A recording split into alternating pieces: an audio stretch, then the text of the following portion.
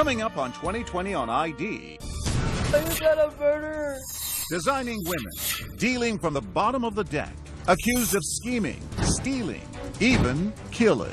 The girlfriend on trial for murder by stiletto. You spilled blood in your hands, and I did it. And the secret, she says, led to his death. He would like for me to kind of step on him. Dressed to kill.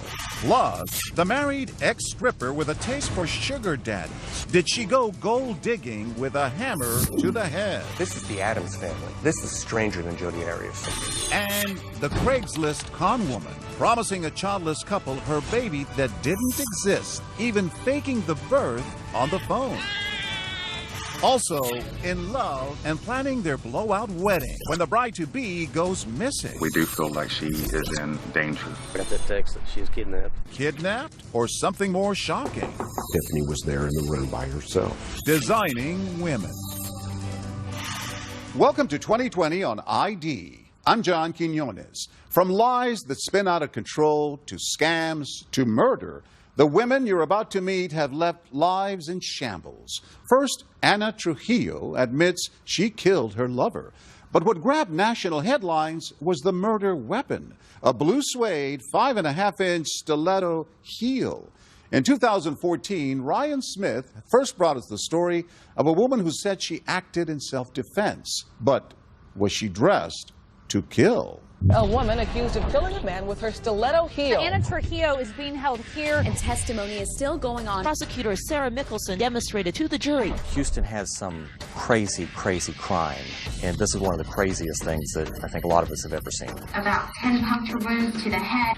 When you hear of someone dying, especially a brutal death, they're being shot, they're stabbed, but no one ever thinks there's going to be a stiletto heel in the middle of it, right? Yes, who ever heard of assault by deadly footwear? The crime scene, a ritzy condo in this high-end high-rise, and the accused, a petite, soft-spoken mom looking at life in prison, telling her story to 2020. It's very surreal. It feels like it happened to someone else, and I'm just watching it. Born in Mexico, Ana Trujillo came to America with dreams of making it big. Married twice, the mother of 2 young girls, she was a striking, vibrant young woman who was once the host of a community access show and called herself Anna Fox. Thank you for joining me and enjoying ourselves. The producer said I had a bubbly personality. Is that who you are? That TV host with that bubbly personality? Yes, I am, actually. I'm usually very optimistic. I love life. I love friends. And I just believe in being me. But those big dreams jumped the track as she landed on the hard side of town. Jim Carroll met her at the Lawndale Hotel, where they both once lived. What was she like? She laughed a lot. I mean, she was really cool. She just talked about spirituality and the pyramids and ghosts and the tarot.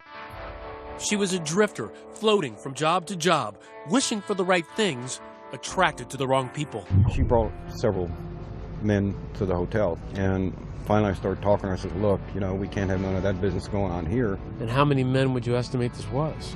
4 to 6 men. One of them was the professor. His name? Stefan Andersson, a naturalized citizen from Sweden who worked at the University of Houston as a medical researcher. Tell me about him. Well, he was very charming. He had a beautiful young spirit. He was a professor, and that is really what attracted me. How did he treat you in the beginning? Oh, he was wonderful. In the beginning, it was all so carefree. Here at the local taco shop, Bodegas, they were regulars, and his friend, Adam Benjamin, remembers the early days of their romance. You can see Stefan right there. So what was Stefan's taste in women? Stefan liked attractive women in heels with nice legs, but he didn't have girlfriends or anything like that. Why do you think he felt so connected to Anna? She was a bad girl. It's the opposites attract. Within weeks, she'd moved on up to his deluxe apartment in the sky. You wanted to marry him. Yes. He wanted to marry you. Yes. It wasn't all about love. It was also about sex. Kinky sex. Trujillo claims her man had a thing for shoes, and she was happy to oblige. What did he want you to do? He had a shoe fetish. He would like for me to kind of step on him. Step on him? Well, walk on him. He liked a little bit of pain. But just months after they met, that happily ever after, began to wear thin. His drinking started concerning me. I didn't know what it was to be with, I say, an alcoholic. He drank a lot, but he didn't seem to be an angry drunk. He seemed like a troubled and gentle soul. A troubled soul who, according to Anna, had a hidden dark side. He was super sweet and nice, and all of a sudden, out of nowhere, he would just turn into this other person. He would just start accusing me of things. Like what? Why did you leave me? How come you didn't take me with you? What would you do when he did this? I would not provoke him. I would just be quiet. Did other people know about this side of him? Did other friends see him like this? He hid it really well. It was a hot summer night when Anna and Stefan go out for a night at Club 5015. They share a bottle of wine, chased by a few shots of tequila. In this case, a combustible mix. Anna is dressed to kill in her 5.5-inch blue velvet stilettos. I had the huge high heels that he loved for me to wear. It made you happy to buy the stiletto that he liked. I had to be very careful because the shoes were so high. Surveillance videos at the restaurant paint a portrait of a good time girl. Take a look as she flirts with a stranger at the bar, then does a sexy chair dance. At first, she and Stefan seem to be having a great night out, but by the time she is ready to leave, he is not. I was going to leave early in the morning to go see my daughter. I wanted to leave, not stay out very long. He kept wanting to stay longer. That decision to go home is the spark, she says, that will ignite a firestorm. Still, the last images captured at the nightclub show Stefan calm as he leaves the bar with Anna. Was he wasted by the time you got to the cab? Yeah. As the cab pulls up, Rosemary Gomez was at the wheel, accompanied by her husband. I was just taking the fare like I normally do. As the couple approaches the cab, Reagan Cannon said Anna was loud and abusive. She tells him, go get a cab. No. In Anna's version of the story, it's Stefan who was getting aggressive. You say he starts getting agitated. I just remember him looking at me angry. Angry from Anna's point of view, but not from the front seat, where Reagan Cannon has some advice for the shy professor. I said, are you a man or a mouse? Come on, dude. I said, what are you doing letting her talk to you like that? It is past 2 in the morning when the taxi drops them off at Dr. Anderson's pad. But you had a funny feeling that something was going to happen. He squeezed my hand and he said, no, I'll be okay. And I told him, I said, I just have a feeling something's going to happen. Look at these photos. Coming home from the bar, walking calmly to the elevator. It was the last time Anderson was seen alive, but Anna claims he was on the verge of a murderous rage. All of a sudden, he just turns around and has a complete different look on him. Angry. As the couple sets foot inside the apartment, her life was about to change irreversibly, and his about to end. He starts to pull me. I still have my shoes on. So he grabs me by my hands. He bangs me against the wall. He kept saying that I was going to leave him and I wasn't coming back. He's screaming and yelling and ranting and just, I saw the way you were looking at those guys. When he threw me over the couch and I fell completely backwards and my head hit, I saw black. Did you feel like your life was in danger at that point? Yes. In the darkness, she reaches for the only weapon she could find, one of those blue stilettos, and starts striking. When I reach down to feel him and you feel blood in your hands, that is a horror of someone you love, and that I did it, that accidentally I did it. I didn't even know that he was bleeding. He wouldn't stop. Nothing is facing them. He's unstoppable. When we come back, Anna Trujillo's emotional call to 911. Are you reporting an assault, ma'am? Yeah, he started beating me up. But is that the entire story? A friend recounts a far different side of Anna. She told me that if anybody ever messed with her, I'll get them with this. And it was a big stiletto heel. Stay with us.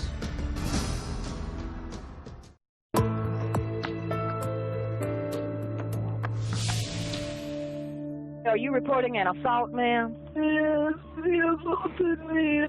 I hit her with my shoe and he's bleeding. He started beating me up. When Houston police received Anna Trujillo's desperate 911 call, they raced to her boyfriend's high-rise condo and walked into a slaughterhouse.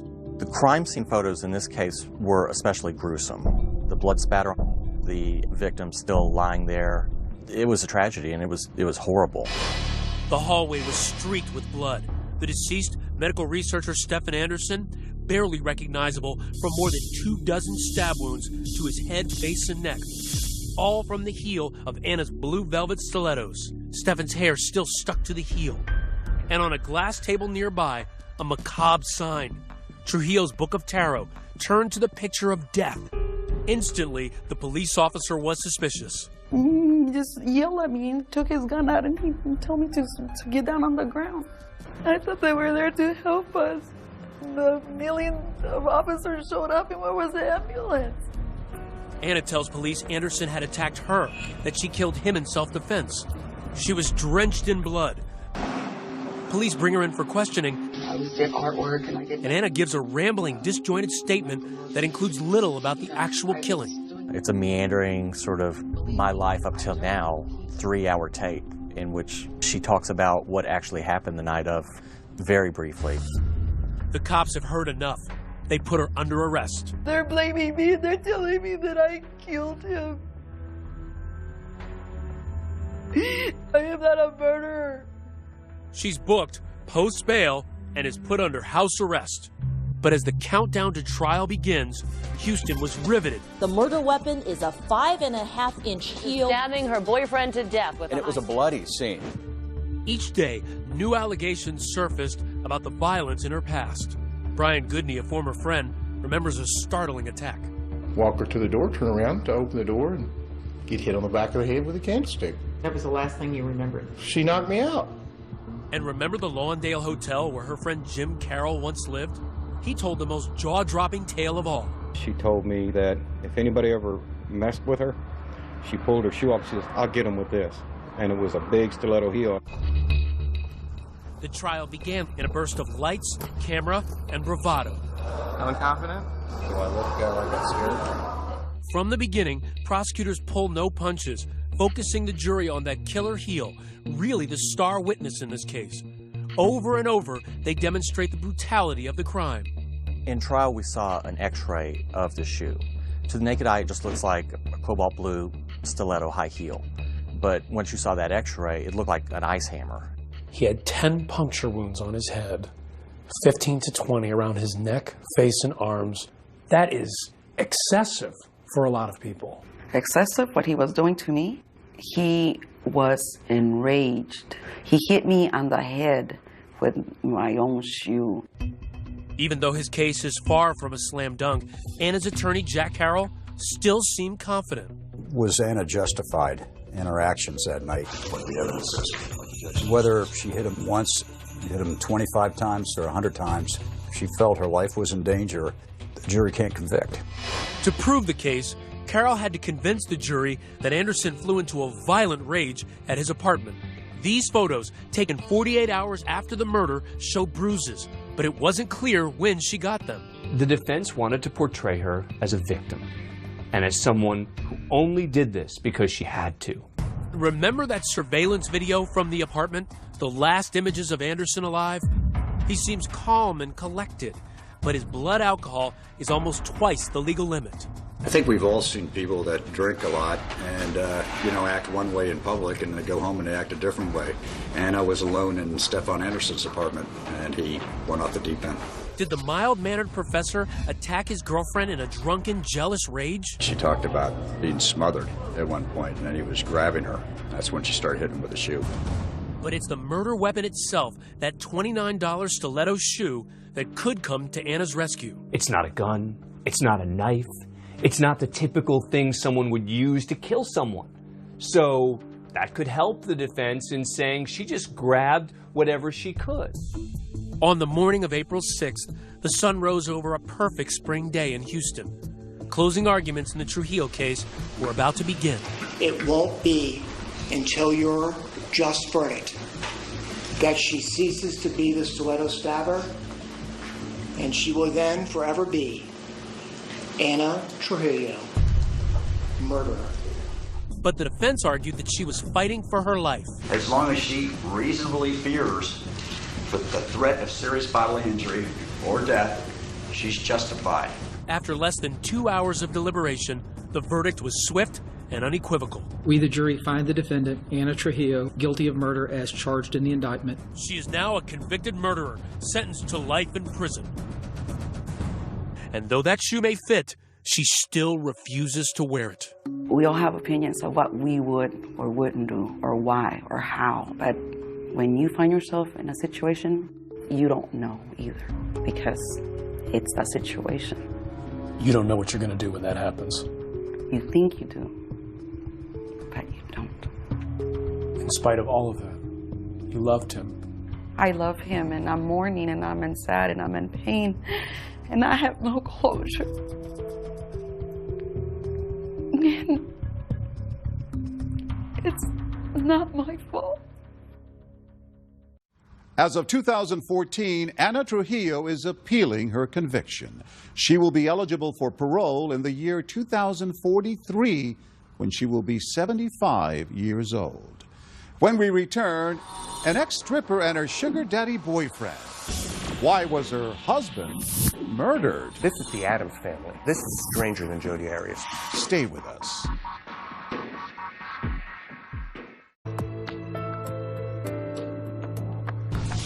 A wife with a secret life, a husband beaten to death, and a case that became a sensation. In 2014, Jim Avila first told us about a troubled couple where infidelity and a thirst for money added up to murder. Phoenix, Arizona, the Valley of the Sun, where hot asphalt seems to bake human tempers, delivering simmering trials and raven-haired killers.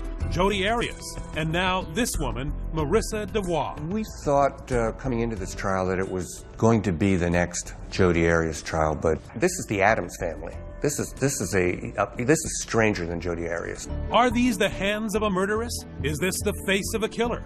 Or is 36-year-old Marissa a victim, so battered by an abusive husband that she bludgeoned 34-year-old David Harrell to death with multiple blows to his head? The 36-year-old Gilbert woman claims she was a victim of abuse, but the prosecution is telling a different story. Marissa DeWaugh could face the death penalty. Killer or victim?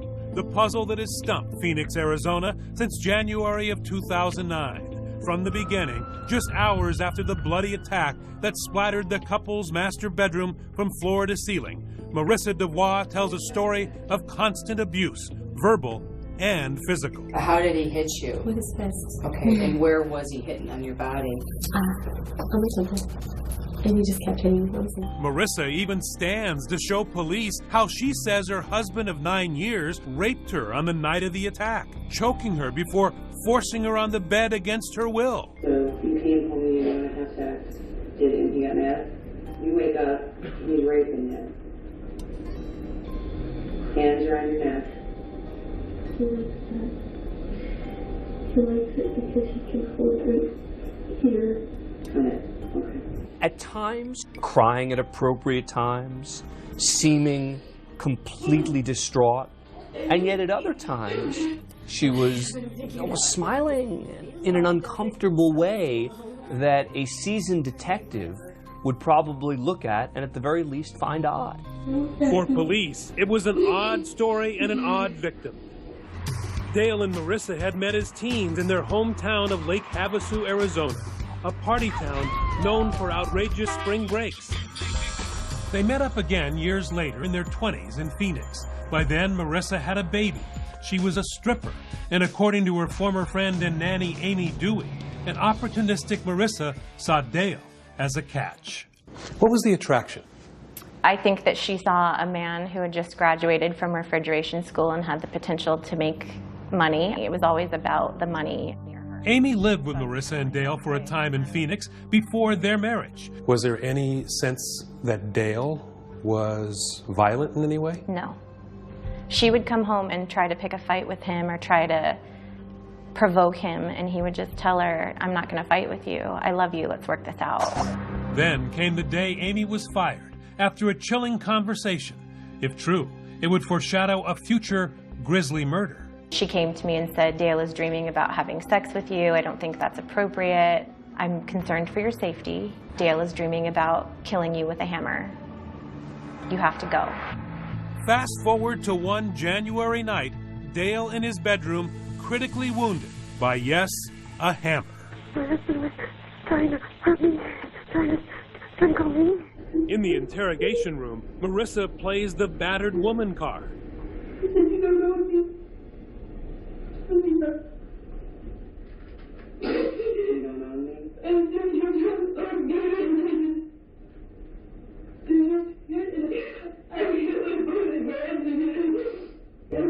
But police do not buy her sob story, and prosecutors don't think a jury will either.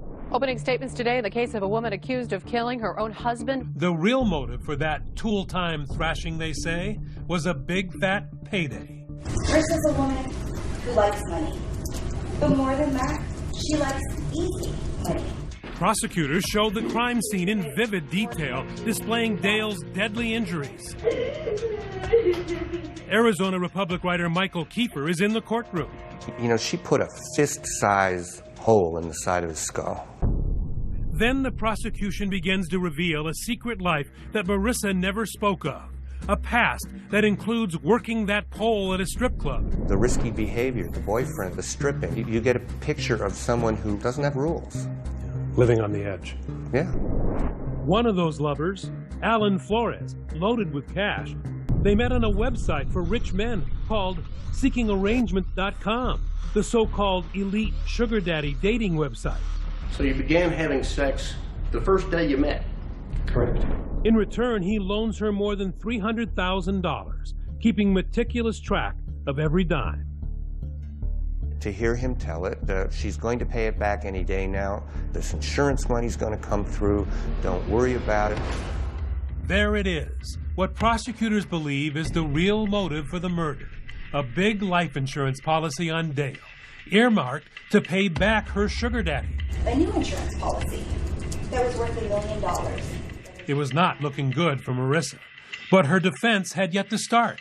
And when it did, a blockbuster of its own. Until then, really nobody had said anything positive about Marissa. Nobody. Marissa had an ally, her oldest daughter, Rhiannon, named after the Fleetwood Mac song. And she has a devastating story to tell about her stepdad, Dale. Her daughter came in and said, yes, Dad hit Mom. And said, yes, Dad had his affairs. He'd come home smelling of some other woman's perfume. And when the prosecutor brought up, well, didn't your mother hit your father as well? She said, well, not nearly as much as my father hit my mother.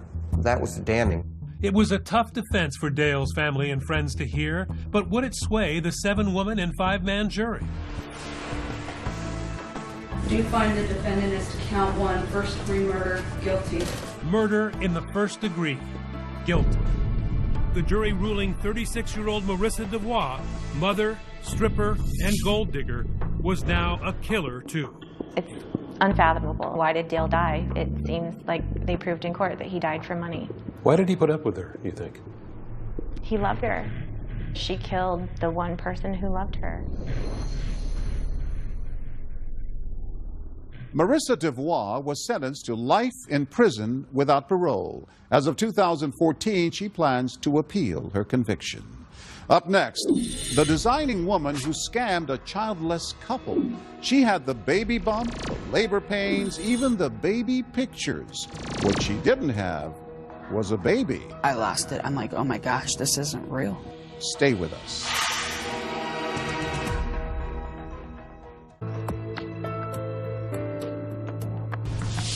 Now, a couple unable to conceive and willing to do almost anything to get a baby.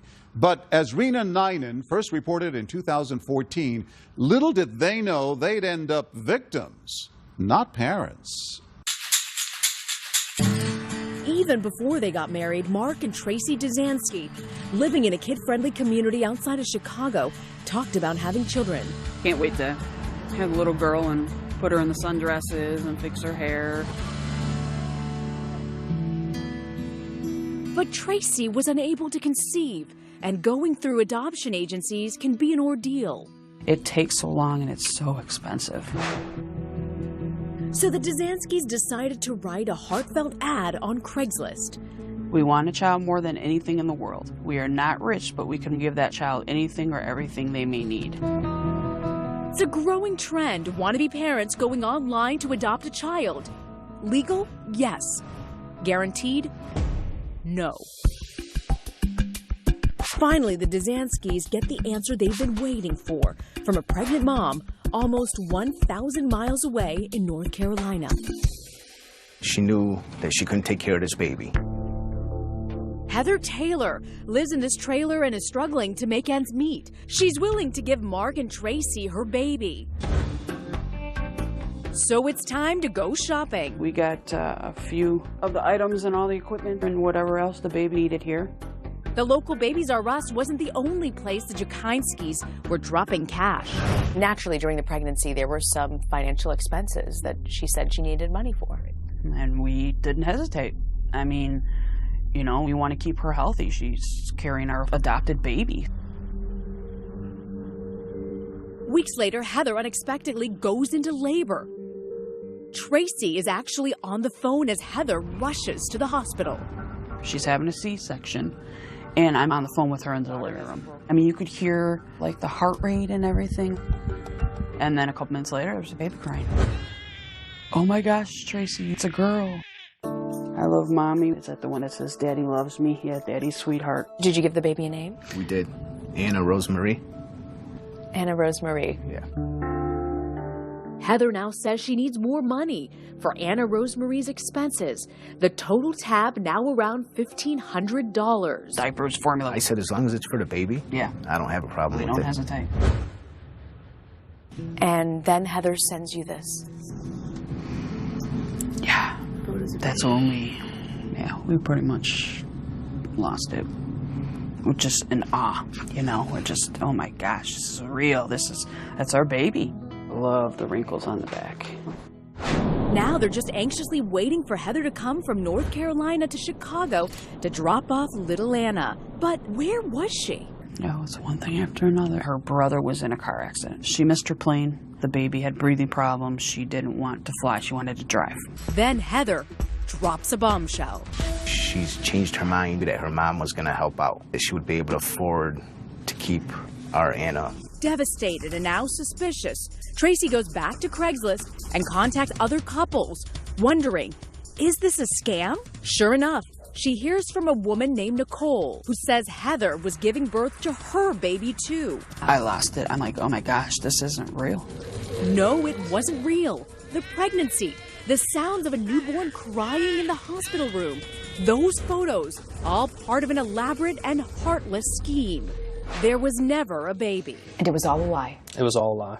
Detective David Flynn from the Pitt County Sheriff's Department says Nicole, the North Carolina victim, got these photos as proof of Heather's fake pregnancy. So she's pretending here to be pregnant. That's correct. I'm not sure what she used to make her belly bigger. So who is Heather really?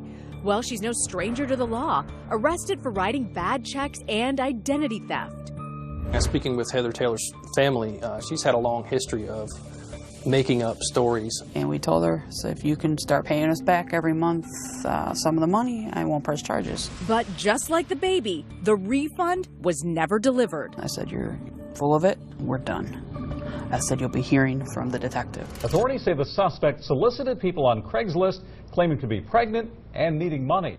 She was arrested and charged with a felony. She was given 36 months supervised probation, and she had to seek mental treatment. She was also ordered to pay restitution. I guess it really isn't even the money that hurts the most. The emotional toll that this took on them, you really can't repay them for that. How could you be so cruel and mean and deceitful to do this to somebody? I was just heartbroken. It's like the baby died almost, or right. Were you mourning?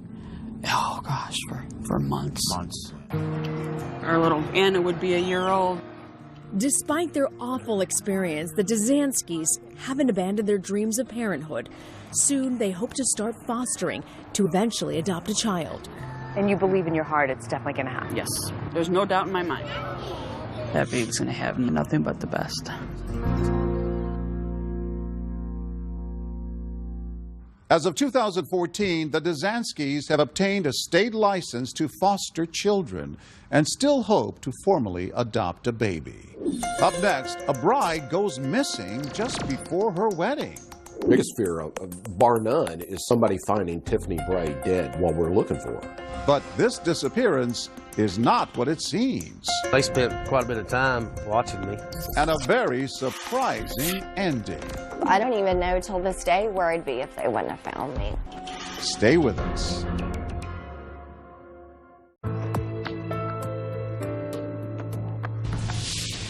A woman about to get married is kidnapped. Authorities track her desperate text message.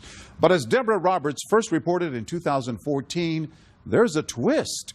It's a story of something old, something new, something borrowed, and something not quite true. If you were cruising through Fletcher, Oklahoma a few summers ago, you may have noticed amongst the rolling prairies and homes on the range this startling sight. A billboard about a missing blonde. Right now, detectives are trying to find 39-year-old Tiffany Bray from Fletcher. Tiffany Bray, her smiling face peering down in that haunting picture, had vanished, and her frantic family was all over the news. She's wrong. She's a piece to this family, a piece that we have to have back. Pleading for information, for anything to help. We do feel like she is in danger. She needs to be found. This big mystery on the Great Plains was served with an extra helping of heartbreak. Tiffany disappeared just months before her wedding day. Her fiancé, Chad McGuire, feared he'd have to turn wedding plans into funeral arrangements. I was worried that she'd run off the road and had a wreck. Tried calling her several times, and it just goes straight to voicemail. Chad, a plain-spoken power company worker, fell hard for the petite blonde who fit right into his cap and overalls world. They'd go driving around on the back roads, play in the mud in the Jeeps, have a good time. She seemed to be perfect. She cooked, she cleaned, kept up with the laundry. Not one for hemming and hawing, this rustic Romeo offered his sweetie a heart necklace for Valentine's Day, and a few months later hopped in his pickup truck with a diamond ring. She'd handed it around, she said she knew, so I just gave it to her while I was driving down the road. Here you go. Okay, so it wasn't on bent knee, but Tiffany said yes, and the two moseyed down to Cozumel, Mexico to celebrate. We did snorkeling, drove around the island, went shopping and looking at the sights. Back home in Oklahoma, wedding plans are in high gear. Chad's parents even have a little fun with a gift, hinting about who'll wear the overalls in the family. It all seems hunky-dory until one morning a few weeks later when Tiffany puts on a pair of camo shorts, some flip-flops, and hops into Chad's pickup truck to run some errands. The last text I heard from her, it was around noon.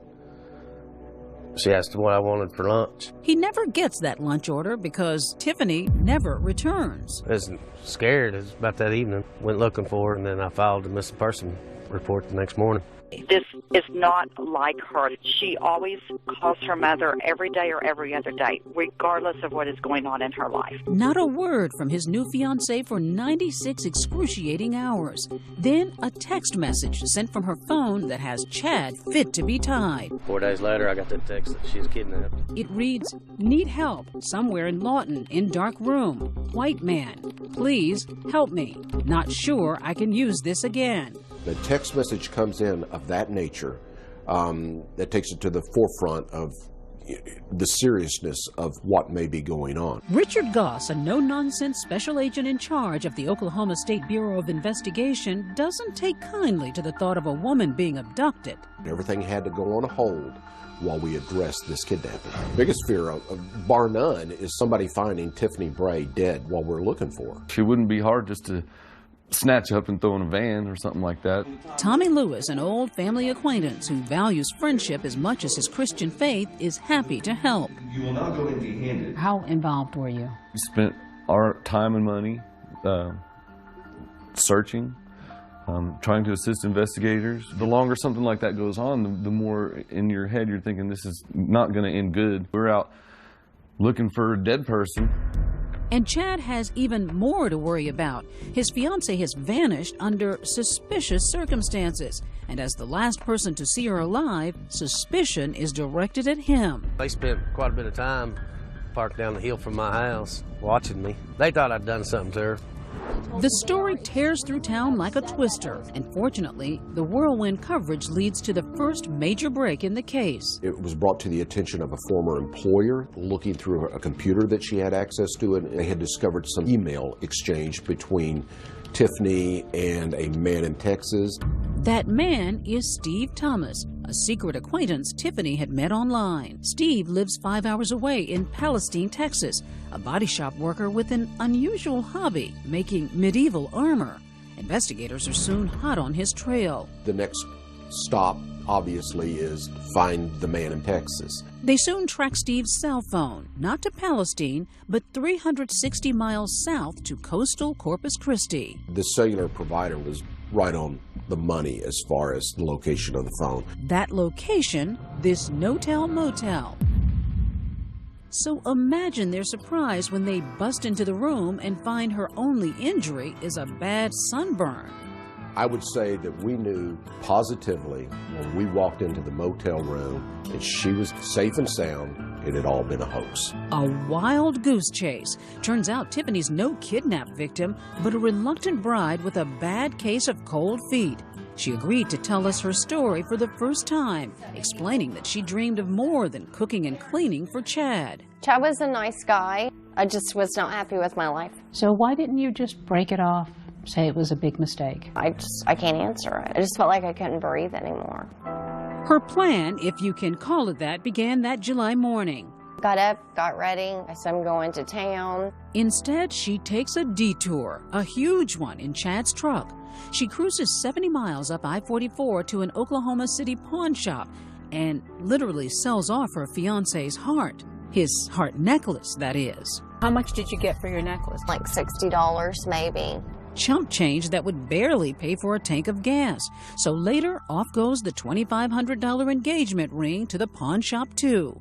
What's going through your mind as you're driving? The whole time I was driving, I was shaking. I was so confused. I thought, you know what? I have this address for Steve in Texas. That's where I'll go. Steve, that online friend with a passion for medieval attire. He was dreaming of making a future with his Oklahoma princess and had no idea she wasn't available. This must have been a powerful connection with this guy in Texas for you to just drop everything and run to him. It was just somewhere to go. It was my escape. It was my way out. I mean, you had to be thinking, somebody might find me, spot me. I mean, all I was doing was leaving, and my thought it wasn't against the law to take off and not tell anybody where I was going. But what about that desperate text for help? Why'd you do that? Maybe it was me crying out somehow. I don't know. So it didn't occur to you that the police might get involved? No, I had no idea. The duo heads south to coastal Corpus Christi to find a fresh start. But their new life isn't exactly Camelot. The cash-strapped couple check into that low-rent motel where room 206 goes for about $30 a night. Yes, just like Garth Brooks put it.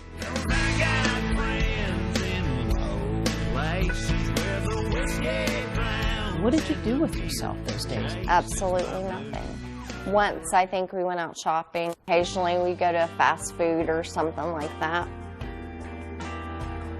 It was a far cry from the fancy Mexican vacation she'd just taken with her fiancé, Chad. Are you feeling bad at all? I wasn't in that clear state of mind, I guess. You just try to block that out somehow. But there's no blocking the cell phone signal of her Texas squire. Soon, there's someone at the door, and it's not room service. Someone knocked at the door, and it was those guys. Surrounded by unhappy state agents, it's time for a reality check. I was immediately, of course, scared. You escape from something and not realize how bad you're hurting everybody else around you. So it's actually very selfish. Finally, this morning, they found her in Corpus Christi with a male companion. Her companion, Steve, wasn't part of the hoax. Police say Tiffany kept him in the dark. But after logging 6,500 miles, spending 685 man-hours, and more than $34,000 on the case, Inspector Goss isn't inclined to forgive. When we arrested Tiffany Bray, I had no sympathy for her at all. The number one cause of death in law enforcement is traffic accidents. I'll be darned if one of my agents or a law enforcement officer should lose his life for a game. Tiffany is arrested for taking Chad's truck and falsely reporting a crime. I was happy I wasn't a suspect anymore, and I was glad that she was found all right, saved, but I wasn't too happy. Neither was Tommy Lewis. I got a phone call from my then best friend telling me we found Tiffany and she's alive. And at first I was just angry at her, you know. It was like, oh my God, what was she thinking? How could she do this to us? Never. Tiffany's family asked the same question. Though they bailed her out after 5 weeks in jail, relatives kept a tight leash on the absentee bride. I was allowed to go to work and go straight home. It sounds like they had trouble trusting you. So I just ended up moving out. So no, I don't have a relationship with my family. Tiffany was able to cut a deal with prosecutors. No more time in the slam for the charges she faced as long as she pays back the $34,000 spent on her search. And it's not over yet. She's working 60-hour weeks to settle up with the OSBI, $560 a month for 5 years. I'm very grateful that they did find me, because I don't even know till this day where I'd be if they wouldn't have found me. I went to counseling because the guilt alone will eat at you every single day. Suffice it to say, the wedding was off. But Chad's achy-breaky heart seems to have mended quickly. If they hadn't come got her stuff, I was going to have a runaway bride garage sale. And guess what? There's a happy ending to this tangled love story. Remember Tommy, Tiffany's family friend? We just kind of started hanging out more and enjoying each other's company, and I invited her to church, and the relationship just kind of blossomed. Never forget that history, and that we always use it to guide ourselves in the future. And soon those church bells were ringing for them. Were you worried on the wedding day about whether she was going to show? I'd be lying if I said it didn't cross my mind. What was it that you found in this relationship that you just did not feel that you had in your life before? Love. Never felt like I had that before.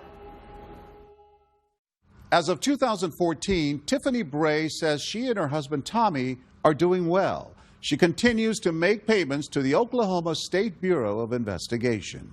As for her former fiancé, Chad, he says he wishes Tiffany the best and has no regrets. I'm John Quinones. Please join us next time for another edition of 2020 on ID.